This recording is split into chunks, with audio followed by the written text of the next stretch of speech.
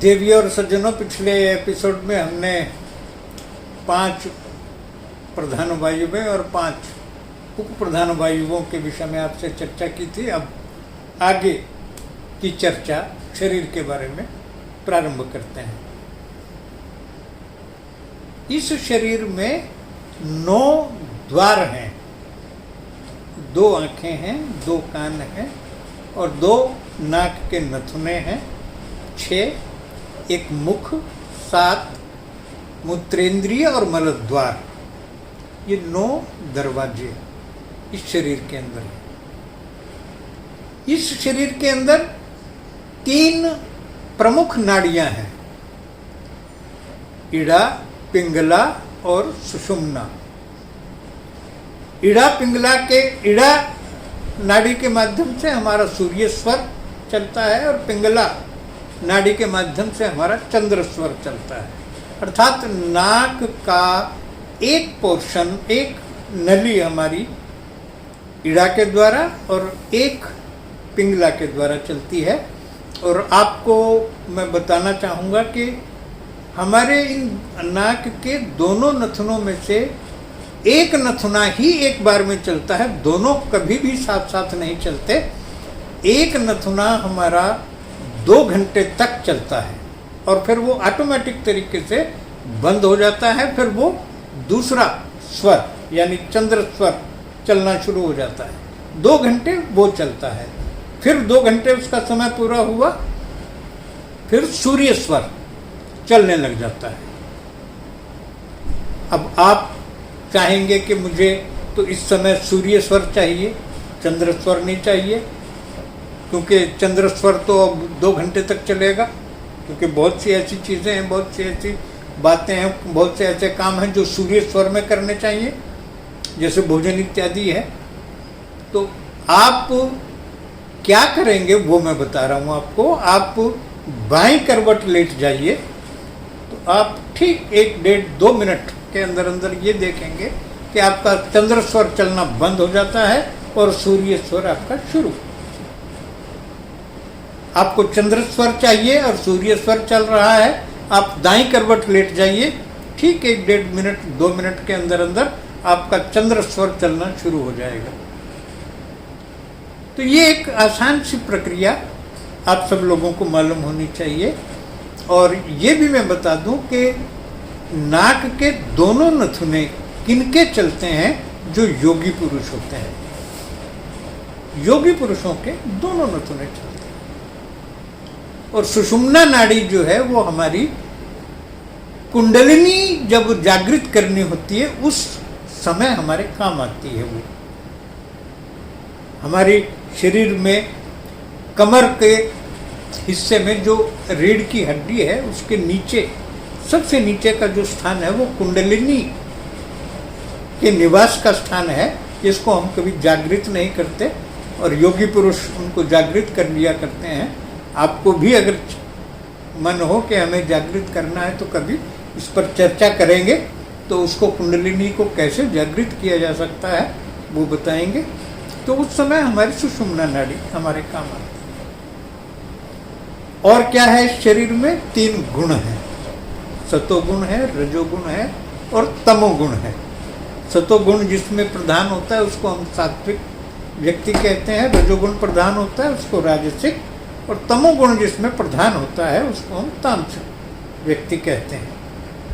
3 तत्व हमारे शरीर में होते हैं, वात, पित्त और कफ, जिनके विकार के कारण से हमारे शरीर में रोग उत्पन्न होते हैं, हम रोगों का शिकार होते हैं। और क्या है हमारे शरीर के अंदर, एक मन है, एक चित्त है, एक बुद्धि है, एक आत्मा है। इन सब को हमें कैसे स्वस्थ, जागृत एवं संतुलित रखना चाहिए, इसके लिए प्रत्येक मनुष्य को हमेशा सजग रहना चाहिए। इसके अतिरिक्त थोड़ा सा और आपसे मैं चर्चा इस विषय में कर लूं। हमारे इस शरीर में 2 नली हैं, एक श्वास नली, एक भोजन नली।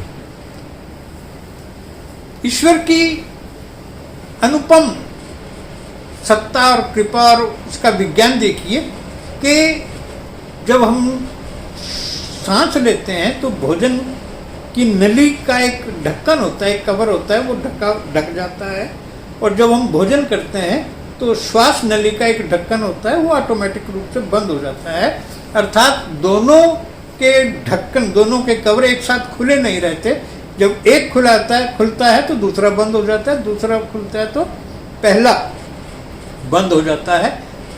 इसीलिए हम भोजन करते समय कभी बोलते नहीं, कभी हंसते नहीं, खिलखिलाते नहीं, क्योंकि अगर भोजन करते समय आप बोलते हैं तो आपकी श्वास नली भी खुल जाती है, उसका ढक्कन भी खुल जाता है और आपके भोजन का अंश उस नली में चले जाने की पूरी आशंका रहती है और अक्सर चला जाता है। फिर आप खुल करके खांसते हैं और बड़ी मुश्किल से उसको वमन करके, उल्टी करके निकालने की कोशिश करते हैं। और अगर वो भोजन का अंश आपका कहीं ज़्यादा मात्रा में उस श्वास नली के अंदर उस समय चला गया तो फिर प्राण वायु ही समाप्त होने की आशंका बन जाती है, व्यक्ति का देहांत तक हो जाता है। फिर वो संभल नहीं पाता, वो व्यक्ति वो भोजन का अंश उसमें से निकल नहीं पाता और वो श्वास अवरुद्ध हो जाता है, आप श्वास नहीं ले पाते, व्यक्ति की मृत्यु हो जाती है। इसलिए हमारे शास्त्र कहते हैं कि भोजन हमेशा एकांत में दत्त चित्त होकर के और बिना बोले करना चाहिए। तो ये श्वास नली और भोजन नली हमारे शरीर के अंदर है। हमारे शरीर के अंदर छोटी आंत, बड़ी आंत, लीवर, किडनीज,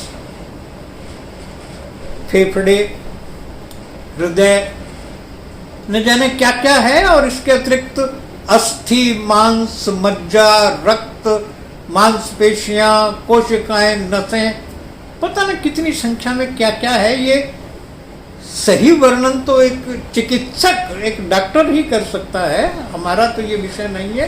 लेकिन मोटे तौर पर जो हम कर सकते हैं चर्चा, वो हम कर रहे हैं। तो इतना सब कुछ हमारे शरीर के अंदर परमात्मा की कृपा से है, जो ऑटोमेटिक सब कुछ चलता रहता है। आप भोजन करते हैं, वो कब पचता है, कैसे पचता है, क्या होता है, क्या प्रक्रिया है, ये भगवान की बड़ी असीम कृपा इस शरीर के प्रति है। मित्रों, अब मैं थोड़ा सा श्वास के प्रति आपसे चर्चा कर लूं कि भगवान ने, ईश्वर ने हम लोगों को, सभी प्राणियों को ये जो जीवन दिया है, इसके लिए श्वासों की संख्या निश्चित की हुई है कि एक व्यक्ति अपने जीवन में केवल इतने ही श्वास ले सकता है, इतने सांस ले सकता है, इससे अधिक नहीं ले सकता। लेकिन मनुष्य के अंदर ये एक विशेषता है कि वो अपने इन सांसों को घटा और बढ़ा सकता है। घटाना कैसे? आप जल्दी जल्दी सांस ले लीजिए, आपके श्वास जल्दी समाप्त हो जाएंगे। जैसे मैथुन इत्यादि क्रियाओं में श्वास बहुत जल्दी लेना पड़ता है, ज़्यादा लेना पड़ता है। एक व्यक्ति इसी काम में अगर लगा रहेगा तो होगा क्या, धीरे धीरे धीरे वो श्वासों की संख्या उसकी समाप्त होती चली जाएगी और वो जल्दी ही वो अपने सांसों की संख्या पूरी कर लेगा। और बढ़ा कैसे सकते हैं? प्राणायाम इत्यादि के द्वारा। प्राणायाम का मतलब क्या है? प्राणायाम का मतलब है श्वासों को रोकना। यूं तो प्राणायाम मित्रों 8 प्रकार का होता है, जिसकी चर्चा किसी विशेष एपिसोड में ही की जा सकती है।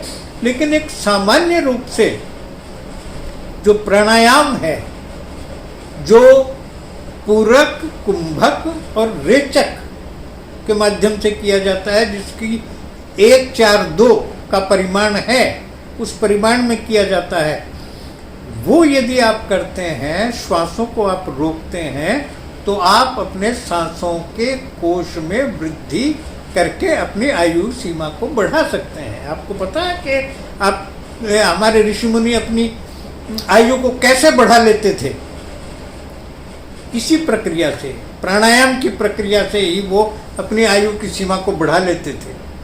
ऋषयः दीर्घ संध्यत्वात् दीर्घमायुर्वाप्नुयुः, लंबे समय तक प्राणायाम करके अपने प्राणों को संचय कर करके, उनको बचा बचा करके वो अपनी आयु लंबी करते रहते थे। आप देखिए, आप 1 मिनट में कितने सांस लेते हैं पता है? 12 से 15 के बीच में आप सांस लेते हैं, और 24 घंटे में आप 21,600 सांस लेते हैं। अगर आप आधा मिनट भी प्राणायाम से अपने सांसों को रोक लें तो मैं समझता हूँ 6-7 सांस आपने आधा मिनट में बचा लिए। और ये प्रक्रिया 24 घंटे में अगर आपने 5 मिनट 10 मिनट कर ली तो यूँ समझिए कि आपने बहुत संख्या अपनी श्वासों की बचा ली, और 1 महीने में ये देखिए कितनी पहुंचेगी, और 1 वर्ष में कई हजार संख्या आपकी हो जाएगी, जो आपने उतने सांसों को सुरक्षित कर लिया और आपने उतने सांसों की आयु वृद्धि कर ली। तो ये हम सबको ध्यान देना चाहिए कि प्राणायाम इत्यादि के माध्यम से हम अपने शरीर की आयु वृद्धि भी कर सकते हैं। अब मैं जो आपको बात बताने जा रहा हूं मित्रों, उस पर ध्यान देने की आवश्यकता है। हमारे शास्त्रों ने क्या कहा है वो आप ध्यान से सुनिए। उन्होंने ये कहा है, आयुषः क्षण एकोपि न लभ्यः स्वर्ण कोटिभिः स एव निरर्थकम नीतः का हानिश्चात् ततोधिकम। आयु का एक भी क्षण यदि आपने व्यर्थ गंवा दिया तो इससे ज्यादा आपने अपनी हानि और क्या की होगी, क्या कर सकते हैं, क्योंकि आयु का एक भी क्षण हजारों करोड़ों स्वर्ण मुद्राओं से भी खरीदा नहीं जा सकता। आप एक क्षण भी करोड़ों स्वर्ण मुद्राओं से आयु का एक क्षण भी नहीं खरीद सकते। इतनी कीमत आपके एक एक क्षण की है। अब इसको छोटे से उदाहरण के रूप में मान लीजिए हम वर्णन करें, जो बहुत प्रासंगिक तो नहीं लगेगा इसमें, कि एक व्यक्ति मरणासन्न है, बीमार अवस्था में पड़ा है और उसके कुछ ही पल बाकी हैं, यमदूत आ भी चुके हैं उसको लेने के लिए, लेकिन वो चाहता है कि मेरा बेटा यहाँ पर आ जाए और मैं उसको सारा हिसाब किताब समझा दूं और उसको तिजोरी की चाबी दे दूं और उसको बता दूं, लेकिन बेटा आने में उसकी फ्लाइट लेट हो गई है या जाम में फंस गया है और वो आ नहीं सका है, और जो ही वो घर पहुंचता है उससे पहले ही वो देहांत उस व्यक्ति का हो चुका होता है। तो आप क्या यमदूत से या भगवान से ऐसा कह सकते थे कि भाई जरा 5 मिनट 10 मिनट और रुक जाओ, अभी उनका बेटा आ रहा है, बाद में ले जाना इसको? नो, ऐसा नहीं हो सकता। एक एक क्षण बहुत कीमती होता है, वो निश्चित है। जितने श्वास आपके थे वो पूरे हो चुके हैं, अब संभव नहीं है। तो हमें अपने एक एक क्षण को बहुत अच्छे से सुरक्षित रखना होता है, उसकी बहुत कीमत होती है। और क्या कहा है हमारे शास्त्रों ने? प्रत्यहम प्रत्यवेक्षेत नरः चरितमात्मनः किन्नु में पशुभिस्तुल्यम किन्नु सत्पुरुषैरिव। प्रत्येक व्यक्ति को प्रतिदिन ये चेक करना चाहिए कि मेरा जीवन किस तरफ चल रहा है, कितना मैं पशुओं के समान जीवन जी रहा हूं और कितना सत्पुरुषों के समान। ये आकलन करना यदि मनुष्य सीख जाए कि मेरा जीवन कैसा चल रहा है, तो वो अपने जीवन के और अपने शरीर के मूल्यों को अच्छी से भली भांति समझ सकेगा।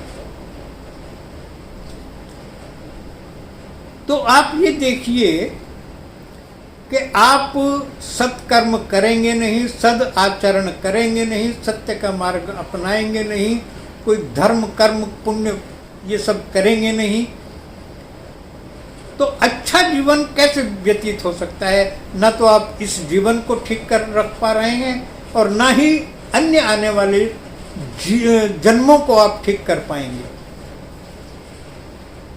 अब आपको एक मैं कल्पना करके बताता हूँ कि भगवान ना करे अगला जन्म हमको मनुष्य योनि में ना मिले, अन्य योनियों में मिल जाए, जो भोग योनियां होती हैं, जिनमें चिंतन मनन निधिध्यासन, पाप पुण्य धर्म कर्म अच्छा बुरा लाभ हानि कोई किसी प्रकार का ज्ञान नहीं होता। तो वो प्राणी अपने जीवन को, अपने जन्मों को कैसे सुधार सकते हैं? ये तो असीम कृपा है भगवान की कि हमें ये शरीर मिला हुआ है और हम सद आचरण कर सकते हैं, इस जीवन को संवार सकते हैं। मैं जो आपसे कहना चाहता हूं वो ये है मुख्य रूप से कि संध्या वंदन इत्यादि करके, पूजा पाठ इत्यादि करके, धारणा ध्यान समाधि के माध्यम से या सदाचरण से किसी भी प्रकार से अपने अंदर आप सकारात्मक ऊर्जाओं का समावेश करने की कोशिश आप हमेशा जारी रखिए और इस भौतिक जगत में रहते हुए आप आध्यात्मिक जगत में भी विचरण करने का प्रयास कीजिए, ताकि आपके ना चाहते हुए भी आपका जीवन बहुत अच्छा बने और अन्य जो आने वाले अगले जन्म हो वो आपके अच्छे बन सकें। अब एक आश्चर्य की बात जो मुझे आपको बतानी है, जिससे शायद आपको लगे कि हाँ हमें कुछ करना चाहिए, क्योंकि हमारे धर्मशास्त्र अगर कोई बात कह दें तो आपको उतना विश्वास नहीं होता। अगर विदेशी कोई व्यक्ति किसी बात को कह दे तो आप उसको मोहर मान करके कि हाँ यह मोहर लग गई है, अब ये बात ठीक है, वो बात भी बता देता हूँ। हमारे पाश्चात्य वैज्ञानिकों ने पूरी जिंदगी का पूरा निष्कर्ष निकाल करके जो बात कही है वो आपको बता रहा हूँ, ध्यान देना, वो शायद आपके काम आए। क्या कहा है उन्होंने? उन्होंने ये कहा है कि भौतिक विज्ञान आध्यात्मिक विज्ञान के समक्ष अत्यंत क्षुद्र है। दोबारा बता रहा हूं, क्या कहा है उन्होंने? भौतिक विज्ञान आध्यात्मिक विज्ञान के समक्ष अत्यंत क्षुद्र है। क्यों? क्योंकि भौतिक विज्ञान से जो मिलता है वो नश्वर होता है और आध्यात्मिक ज्ञान से जो मिलता है वह अनश्वर होता है, उसका कभी नाश नहीं होता। अब आप स्वयं अंदाजा लगा लीजिए कि बड़े बड़े वैज्ञानिकों ने इस बात को सिद्ध कर दिया है कि व्यक्ति को आध्यात्मिक ज्ञान पर कितना आचरण करना चाहिए। तो मित्रों, अभी भी मेरी बात पूरी नहीं हुई है। मुझे लगता है कि तीसरा एक और एपिसोड मुझे बनाना पड़ेगा इस शरीर के विषय में, जो मैं अपनी बात फिर कुछ आप तक पहुंचा पाऊं और ताकि आपको इस शरीर के बारे में और अधिक जानकारी मिल सके। वैसे तो आपको बहुत जानकारियां स्वयं हैं, आज कोई ऐसा व्यक्ति नहीं है जो ये जानता हो, कहता हो कि मुझे ज्ञान नहीं है, सबको ज्ञान है। लेकिन हमारा एक धर्म है कि हम समाज के ऋण से कैसे उऋण हों, तो इसलिए हमने ये प्रारंभ किया है कि जो हम छोटी छोटी बात आप तक पहुंचा सकें और आपके काम आ सकें वो हम आप तक पहुंचाएं। तो हम तीसरे एपिसोड में फिर इसी शरीर के विषय में चर्चा करेंगे। तब तक के लिए हम आपका फिर आपकी मंगल कामना करते हुए आपका धन्यवाद करते हैं। धन्यवाद।